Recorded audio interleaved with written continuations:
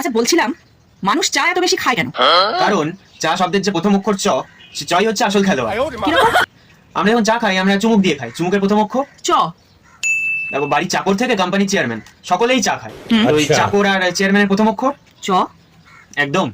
আপনি দেখেছেন আমরা চা খেতে খেতে চর্চা করি, চর্চা চর্চা করার সময় আমরা চিন্তা থেকে চুগলিবাজি সব করতে পারি। হুম। তো এই চর্চা, চিন্তা আর চুগলিবাজি প্রথম অক্ষর চ। আমাদের দেশ ভারত, ভারতের লোকেরা চায়ের নামে চেয়ার দখলের লড়াই জিতে যায়, মানে যেটাকে আমরা বলি চুনাও। আচ্ছা। চুনাও আর চেয়ার দখলের প্রথম অক্ষর চ। দেখুন, চা আপনি চাটায় বসে খান বা চৌকিতে বসে, মজা কিন্তু ভরপুর আসে। চাটাই আর চৌকির প্রথম অক্ষর সেটাও তো চ। আপনার বাড়িতে যখন অতিথি আসে চা খাবেন কিনা জিজ্ঞেস করতে যদি ভুলে যান, ওদের মুখটা দেখবেন একদম চিরবিরাতে থাকে। ঠিক ঠিক। তো চিরবিরের প্রথম অক্ষর চ। চা। চা হচ্ছে একমাত্র চমৎকারী জিনিস যেটা খেলেই আপনি দেখবেন আপনার চেহারায় একটা চমক চলে এসেছে। এটা আপনি একদম ঠিক বলেছেন। তো এই চমৎকারী চেহারা আর চমক, তিনটার প্রথম অক্ষর চ।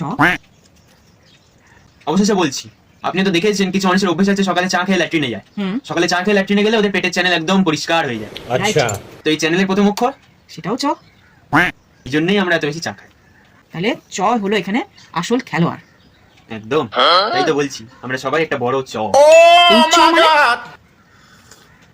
ওটা না এই চায়ের বাষ্পের মতো উজ্জ্বল থাক।